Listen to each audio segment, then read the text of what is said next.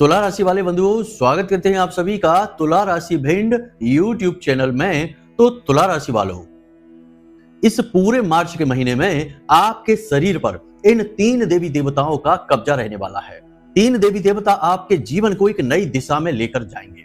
आपको वह सब कुछ दे सकते हैं जिसकी आपको अब तक तमन्ना रही है, तलाश रही है, और वह आपको मिल नहीं पाया है। आपके हिस्से की हर वह खुशी जो अब तक आपसे किसी न किसी वजह से छीनी गई है, जिसके आप काबिल थे, वह मंजिल, वह कामयाबी आपको अब मिलने वाली है।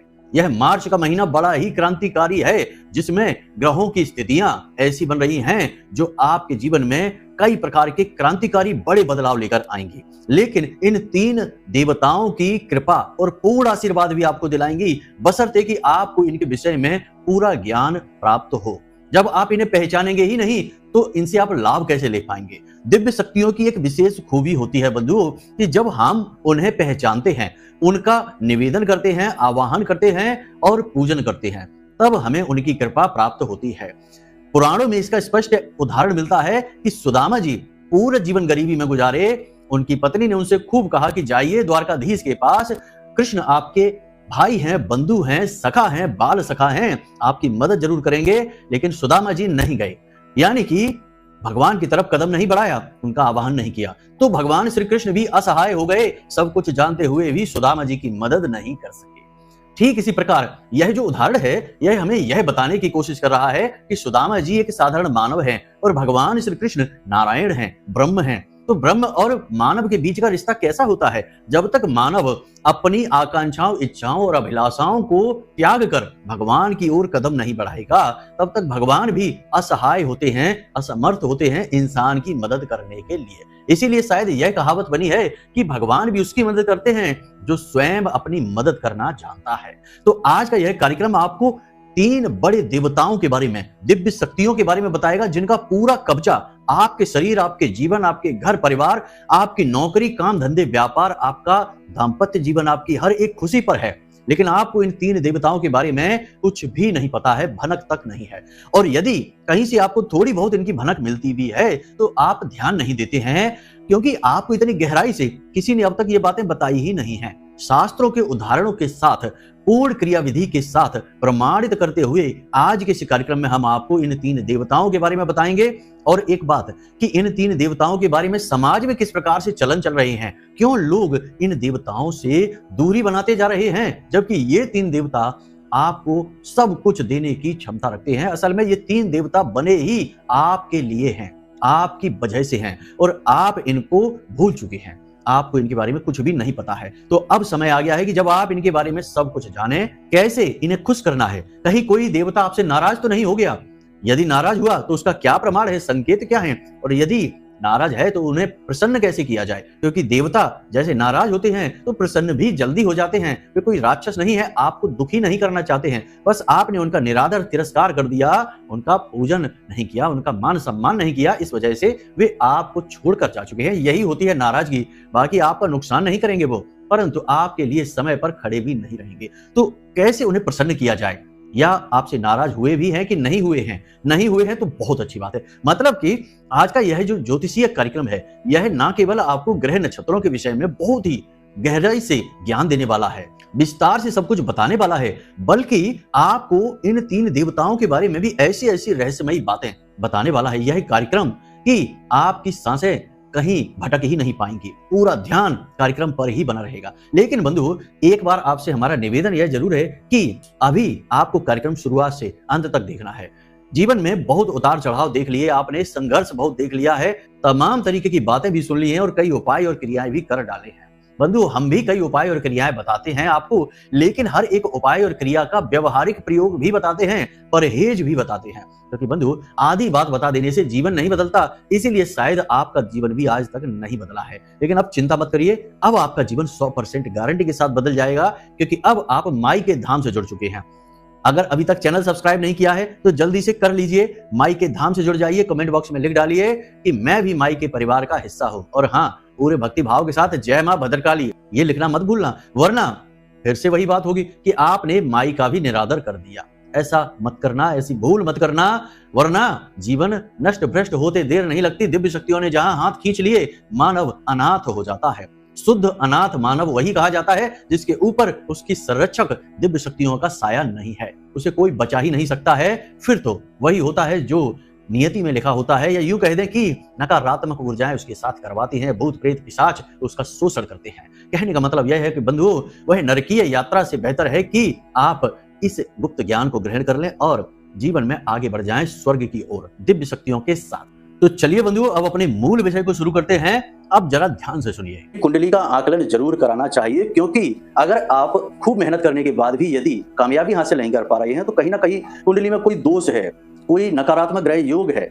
उसका जब तक निराकरण नहीं होगा, उससे छुटकारा प्राप्त नहीं होगा, तब तक आपको कामयाबी हासिल नहीं हो सकती, उपाय चाहे कितने ही करते रहिए। ठीक है, तो प्रेम से बोलो जय माई की। जय माई की गुरुजी। कभी कभी ऐसा आपने जरूर देखा होगा, समाज में भी, अपने घर परिवार में भी शायद आपने कभी ऐसा देखा होगा कि स्थिति है, इसे जरा अनुमान करके देखिए कि मान लीजिए कि किसी के साथ दुर्घटना हो जाती है, कोई हादसा हो जाता है, कोई बड़ी अनहोनी घटना हो जाती है और उस घटना से वह इंसान बाल बाल बचकर निकल आता है। जब वह इंसान बाल बाल बचकर निकलता है तो जानने वाले लोग, परिवार के लोग जब परिवार के इकट्ठे होते हैं वहां पर उस इंसान के पास, तो क्या कहते हैं, जरा इस शब्द पर गौर करिए। यह शब्द अपने आप में एक बड़ा रहस्य लेकर चलता है। क्या है यह रहस्य, हम आपको अभी आगे बताने वाले हैं, ध्यान से समझिए। लोग कहते हैं कि पता नहीं कौन से देवता सहाय हुए कि इनकी जान बच गई, पता नहीं किस देवता ने मदद की कि इनकी जान बच गई, वरना गाड़ी तो खत्म हो चुकी है, ये हो गया वो हो गया, 50 तरीके की बातें हैं। लेकिन अंत में निष्कर्ष ये है कि किसी देवता ने मदद की, किसी दिव्य शक्ति ने साथ दिया, जिसकी वजह से इनकी मदद हुई और इनकी जान बच गई। अब ये देवता कौन है? क्योंकि यदि हनुमान जी होते तो लोग कहते कि हनुमान जी ने बड़ी मदद की, भोले बाबा होते तो लोग कहते कि भोले बाबा ने बड़ी मदद की, या फिर किसी अन्य देवी देवता की लोगों को आभास होता, अनुमान होता तो लोग उनका नाम लेते। लेकिन इस स्थिति में लोग ऐसा कोई नाम नहीं लेते, लोग कहते हैं पता नहीं किस देवता ने मदद की। अब यहां पर समझिए, वैसे तो सुनने में यह बिल्कुल साधारण वाक्य लगता है, लेकिन एक रहस्य है इस वाक्य के साथ। अब वह रहस्य क्या है, हमारा अध्यात्म इस विषय पर क्या कहता है, इसे ध्यान से समझिए। और एक बात कि इस विषय पर न केवल हिंदू धर्म में बल्कि मुस्लिम में, क्रिश्चियन में और भी जितने धर्म होते हैं, सभी धर्मों में इस विषय पर एक ही मत है, सभी का प्रमाण देते हैं। जैसे कि ध्यान से समझिए कि हमारा अध्यात्म यह कहता है, हिंदू धर्म यह कहता है कि हम कई जन्मों की यात्रा करते चले आ रहे हैं और उन्हीं जन्मों की यात्राओं में से किसी जन्म में हमने किसी विशेष देवी देवता का पूजन किया है, साधना की है, तप किया है। अब साधना का एक विशेष गुण होता है कि यह साधना समाप्त नहीं होती, इंसान जन्म लेता रहता है, मरता रहता है, लेकिन साधना उसके साथ चलती रहती है। और जिस दिव्य शक्ति को साधा गया है इस साधना के माध्यम से, यह दिव्य शक्ति भी हर जन्म में उसके साथ रहती ही रहती है। जी हाँ बंधुओं, लेकिन इस दिव्य शक्ति को पहचाना कैसे जाए? क्योंकि जब पहचानेंगे तभी तो हम उस दिव्य शक्ति का पूजन करेंगे, आवाहन करेंगे, अभिनंदन करेंगे, स्वागत करेंगे। यानी कहने का मतलब यह है कि उस दिव्य शक्ति से हम जुड़ पाएंगे। तो इसके प्रमाण क्या है, हम अभी आपको बताएंगे, संकेतों के माध्यम से बताएंगे। आपको समझना बहुत जरूरी है। यदि आपने उस दिव्य शक्ति से जुड़ गए तो समझिए कि आपकी कई जन्मों की जो साधना है वह सफल हो जाएगी। आपका उस दिव्य शक्ति से जुड़ना, उस देवता से, देवी से जुड़ना बेहद अनिवार्य है, आवश्यक है। पहली बात यह हो गई। दूसरी बात यह कि वह देवी या देवता जिसकी आपने पिछले कई जन्मों में साधना की थी, वह खुलकर आपके सामने क्यों नहीं आ जाते हैं, क्यों नहीं अपने बारे में आपको संकेत दे देते? क्योंकि आपने तो उनकी पिछले कई जन्मों में साधनाएं भी की हैं, तो क्यों नहीं वो आपको संकेत दे देते हैं और आपकी खुलकर मदद कर देते हैं? तो फिर से बात वहीं आ जाती है कि यहाँ पर आपको अपनी तर्क शक्ति, अपनी बुद्धि विवेक का इस्तेमाल करना होगा। देवता खुद बढ़कर कभी मदद करने नहीं आते हैं जब तक कि आप उनकी तरफ 2 कदम ना बढ़ाएं। आप 2 कदम बढ़ा देंगे तो वो 10 कदम बढ़ाएंगे और आजीवन आपके साथ रहेंगे, ये बात निश्चित है। लेकिन पहले आपको ही उन्हें पहचानना होगा। हिंदू धर्म में इन्हें रक्षक देव कहा गया है। ये हर वक्त आपकी रक्षा करते हैं, आपके साथ रहते हैं, छिपकर आपके लिए मदद करते हैं, काम करते हैं। और यही चीज यदि दूसरे धर्मों में देखा जाए तो क्रिश्चियन में इन्हें एंजल कहा जाता है, जो हर इंसान के साथ रहते हैं। और मुस्लिम में इन्हें रब्बी कहा जाता है, जो हर एक की मदद करने के लिए तैयार रहते हैं। कहने का मतलब यह है कि देवी देवता किसी न किसी रूप में हर वक्त साथ रहते हैं। आपने उनकी साधना की है, इस वजह से वे आपके साथ हैं। अब आप उन्हें पहचान नहीं पा रहे हैं।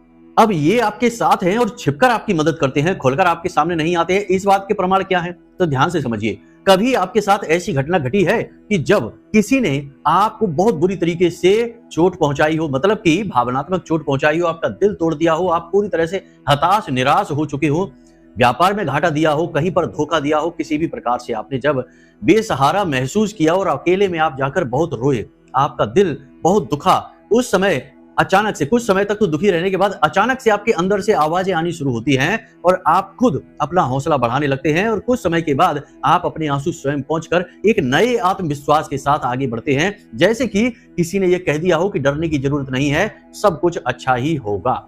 यह जो आत्मविश्वास आता है यह उसी दिव्य शक्ति की ओर से आता है। कभी कभी ऐसा भी होता है कि कोई दुर्घटना होती है, हादसा होता है और फिर से वही बात कि आप बाल बाल बचकर निकल आते हैं, यह उसी देवता का साथ होता है। इसी प्रकार सपनों में किसी का चित्र दिखाई देता है, किसी की छाया दिखाई देती है और वह छाया और चित्र देखकर अच्छा लगता है, बुरा नहीं लगता, भय नहीं लगता है, यह भी प्रमाण है। कभी कभी आपके आसपास किसी के होने का एहसास होता है, आप अकेले बैठे हैं, आपको पता है कि आसपास कोई नहीं है, तभी अचानक आपको ऐसा लगता है जैसे बगल में कोई आ गया है या पीछे कोई चलकर आ चुका है या बगल से कोई निकल गया है। ऐसा सब कुछ महसूस हो तो समझो कि वह देवता, वह शक्ति आपके साथ है, आपकी खुलकर मदद करना चाहती है, आप उसे बस पहचान नहीं पाए हैं। तो अब आप इसे कैसे पहचानेंगे, बात ये करते हैं। तो सबसे महत्वपूर्ण यहाँ पर यह है कि एक बहुत ही सरल प्रक्रिया है, सरल गति है जिससे आप इस देवता को पहचान सकते हैं, जिसकी आपने पिछले किसी न किसी जन्म में बहुत साधना की थी, घोर साधना की थी। तो कैसे पहचानेंगे? अब यहाँ पर जितने लोग इस कार्यक्रम को देख रहे हैं उनके सबके मन में यह बात आ सकती है कि अरे गुरुजी,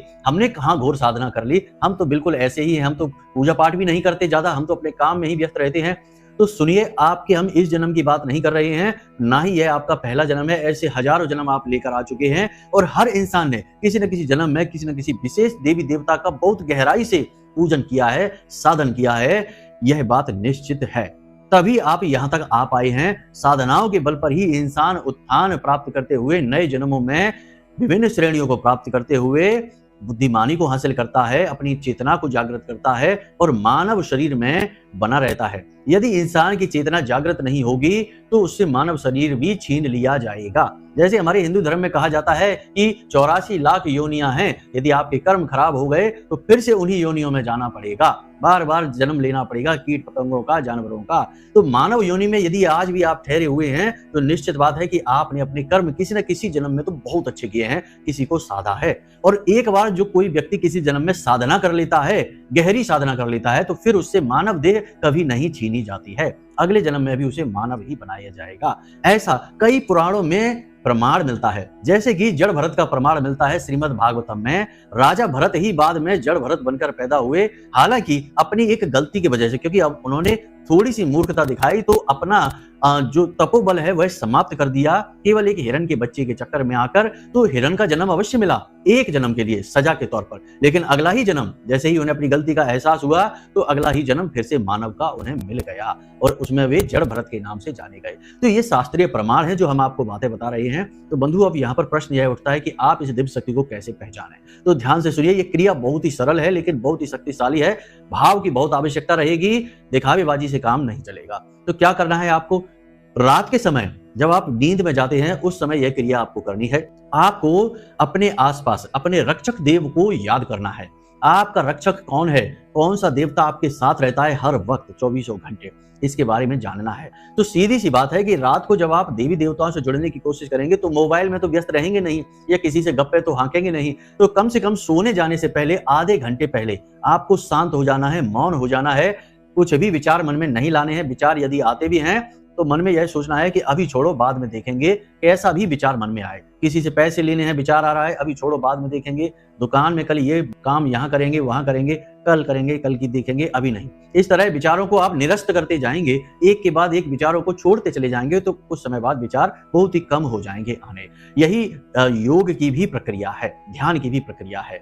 तो आप समझ रहे हैं ना कि आपको आधे घंटे तक केवल मौन रहना है, किसी से नई चर्चाएं नहीं करनी है, मोबाइल फोन तो भूल कर भी नहीं देखना है। तो ये क्रिया आपको करनी है। अब जब आप सोने जा रहे हैं उस समय आपको सीधे होकर बिस्तर पर लेट जाना है और अपनी छाती पर दोनों हाथ रखने हैं इस तरह से, और सीधे होकर लेटना है, छाती पर दोनों हाथ रखने हैं और अपनी आंखें बंद करके इस तरह से प्रार्थना दोहरानी है कि हे प्रभु, हे देवता, हे रक्षक देव, आप कौन हैं? हम आपके बारे में नहीं जानते हैं, लेकिन हम यह जानते हैं कि आप हर वक्त हमारे साथ रहते हैं, हमारी मदद करते हैं, हमारे से जुड़ना चाहते हैं, लेकिन हम आपको पहचान नहीं पा रहे हैं।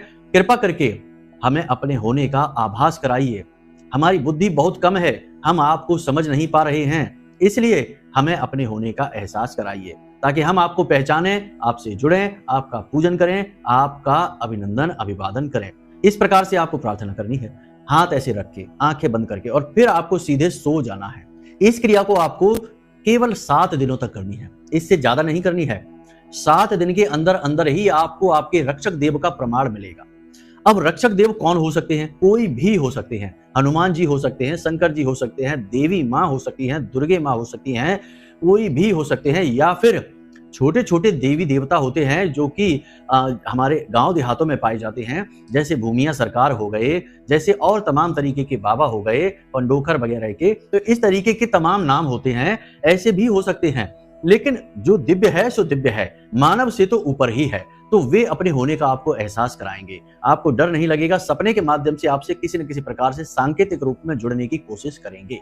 जैसे ही आपको एहसास हो, पता चले, आप तुरंत उनके स्थान पर जाइए, उनका धाम ढूंढिए और वहां पर जाकर उन्हें प्रसाद चढ़ाइए, नारियल चढ़ाइए, भोग लगाइए और उनका अभिवादन करिए, उनका पूजन करिए। बस ये क्रिया आपको करनी है। आप देखेंगे कि दूसरे ही दिन से चमत्कार होने शुरू हो जाएंगे।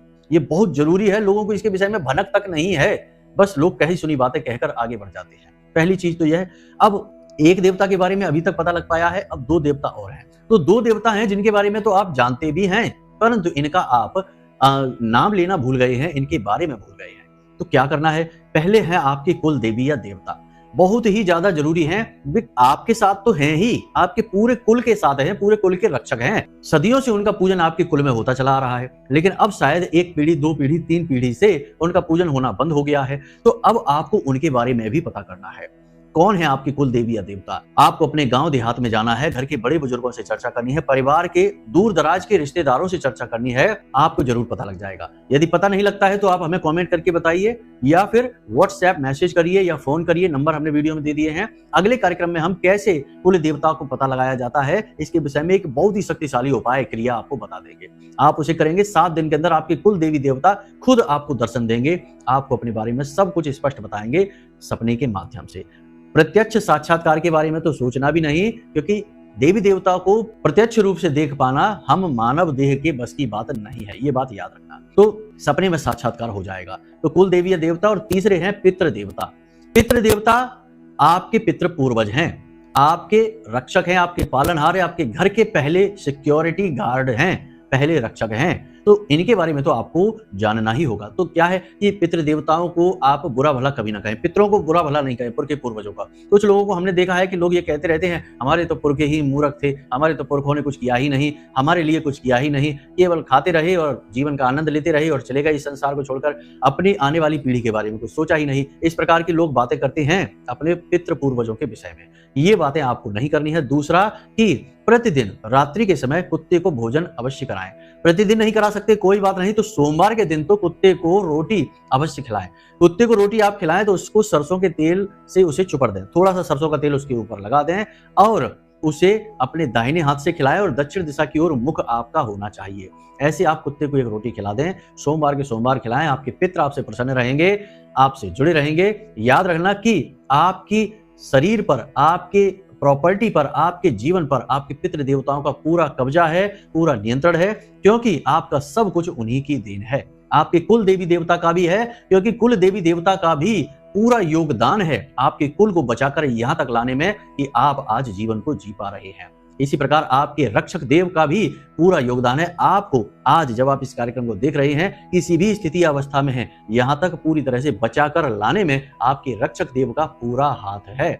जी हाँ बंधुओं, क्योंकि अब आप सोचेंगे कि इसमें कौन सी बड़ी बात है। आप एक सांस अभी ले रहे हैं, अगली सांस आपको मिलेगी या किसी को भी मिलेगी, इसकी क्या गारंटी है? किसी को कुछ नहीं पता। लेकिन आपने इतनी अवस्था तक जीवन जिया कि आपने कई वर्ष का एक अच्छा जीवन जी लिया, उतार चढ़ाव भरा, तो यहाँ पर आपके रक्षक देव ने आपकी हर पल मदद की है। आप विचार करके देखना कि आपके अंदर से जो आत्मविश्वास आया, जो लड़ने की शक्ति आई, जो कुछ कर दिखाने का जज्बा आया, वो कहां से आ गया? आप तो टूट चुके थे, आप तो बर्बाद हो चुके थे, आपको तो धोखा मिल गया था, आप तो मिट चुके थे। फिर किसने आपको खड़े होने की शक्ति दी, किसने आपको लड़ने की ऊर्जा दी, किसने आपको आत्मविश्वास दिया? ये वही रक्षक देव हैं जो अप्रत्यक्ष रूप से हमेशा आपके साथ रहते हैं। हमारा हिंदू धर्म तो यहाँ तक कहता है कि जब हमारा अंतिम समय आता है, यानी हर मानव का अंतिम समय आता है, तो उसके रक्षक देव उसके सामने साक्षात प्रकट होते हैं। जी हाँ बंधुओं, इसीलिए आपने देखा होगा कि जो लोग मरणासन्न होते हैं, मरण शैया पर होते हैं, मरण धर्म होते हैं, वे लोग ऐसी बातें करते हैं कि उन्हें कोई दिखाई दे रहा है, देखो यहाँ पर कोई खड़ा है, देखो वह हमसे कुछ कह रहा है, वह हमसे कह रहा है कि अब चलो। ये वही रक्षक देव हैं जो प्रकट हो जाते हैं साक्षात उसी इंसान के लिए और उससे कहते हैं कि बंधु, हमारे भाई, हमारे प्रिय, अब चलो इस संसार से विदा होने का समय आ गया है। बंधु, ये सारी बातें भयभीत करने के लिए नहीं है, ये सारी बातें आपको जागृत करने के लिए हैं। कोई भी नहीं बताएगा ये बातें आपको, साधना के अनुभवों से ये बातें पता चलती हैं, अनुभूतियां होती हैं, तब पता चलती हैं। लिखी पढ़ी की तो 100 बातें होती हैं, कही सुनी की 1000 बातें होती हैं, लेकिन मूल सार तत्व एक ही होता है। वही हमने आपको इस कार्यक्रम के माध्यम से देने की कोशिश की है।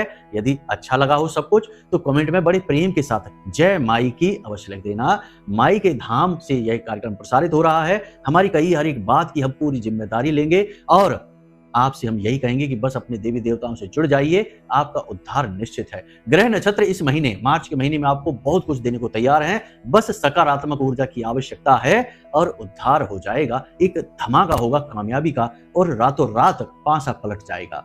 बंधुओं, ये बातें कही जाती हैं, सच हैं तभी कही जाती हैं। झूठ, अनाप शनाप बातें चलन में इस तरह नहीं आती। कहावतें भी तब बनती हैं जब व्यवहारिक जीवन में कहीं ना कहीं ऐसा देखा जाता है। तो ये बातें हम जो आपको कह रहे हैं ये सत्य हो जाएंगी, बस आपको सारी बातों को समझकर जीवन में उतारना होगा। चलिए बंधुओं, आज के कार्यक्रम को यहीं पर विराम देते हैं। हमेशा हंसते रहिए, मुस्कुराते रहिए, सकारात्मक रहिए और महामाई पर अपनी आस्था और विश्वास बनाकर रखिए। यदि आपको कुंडली विश्लेषण कराना है, कोई प्रश्न मन में आए तो नंबर वीडियो में दिया है, फोन करिए, अभी सारी जानकारी ले लीजिए। तो चलिए बंधुओं, प्रेम से बोलिए जय माई की। महामाई आपका कल्याण करेंगे।